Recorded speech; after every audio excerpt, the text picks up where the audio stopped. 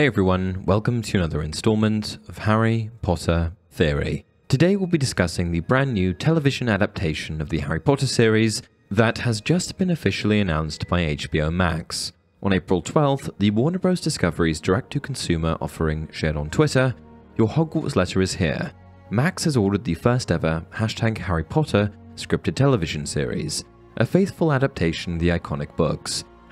#Stream on Max." The tweet was posted alongside a brief trailer of the newly ordered series, which didn't give too much insight into what fans can expect from the series, other than a whole heck of a lot of nostalgia for fans of the original novels and films. And while I thoroughly enjoyed the movies, it's no surprise that the film adaptations were unable to include every detail from the novels.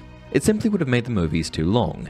And while I suppose the writers and producers could have split each and every book into multiple part films, as they did with the 7th book, which had a part 1 and part 2 as movies, this would have left much to be desired at the end of each film, considering it would only take you part way through a novel's story arc. So all that said, my hope for the television series is that it will include a lot more than the movies ever did. Beloved scenes from the novels that never made it into the films, additional backstory on certain characters that the movies didn't have time for, and more. And so, with much excitement and quite a fair bit of mystery surrounding what will surely be a highly anticipated series, here's a list of all the things I hope the television show will choose to include. 1. A believable 1990s vibe. When the movies came out in the 2000s, there was very little attention paid to the decade that the novels actually took place in. To be fair, the films were made just a decade later, so perhaps the thought was that there wasn't much to the 90s aspect of the books. But now that we are in the 2020s, I hope that there will be noticeable nods to 90s Muggle fashion and technology, at the very least when Harry's at home with the Dursleys. 2. A truer depiction of time passing. As mentioned with film adaptations, it's often incredibly difficult to fully pay homage to the timelines and details of the book that a movie is based on. There's so much that needs to be crammed into a 2-hour or so time frame, but with the television series there's a lot more breathing room, and I hope that this series gives the viewer a better sense of the length of time that passes with certain events in the story. 3. More accurate character development. One of the biggest issues fans of the books have with the Harry Potter movie franchise is the inaccurate depiction of many of the main characters.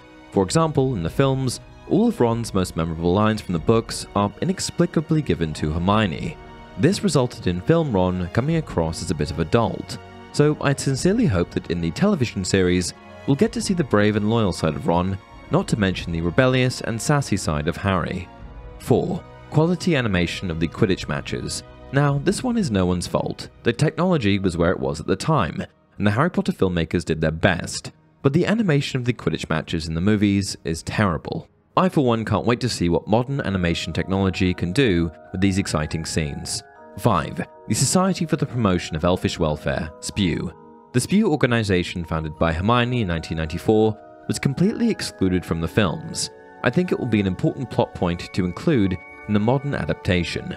6. Dumbledore and his interactions with Harry. Okay, I admit, I made this seem like a broader thing than it actually is. I really just want one interaction to make it accurately into the show.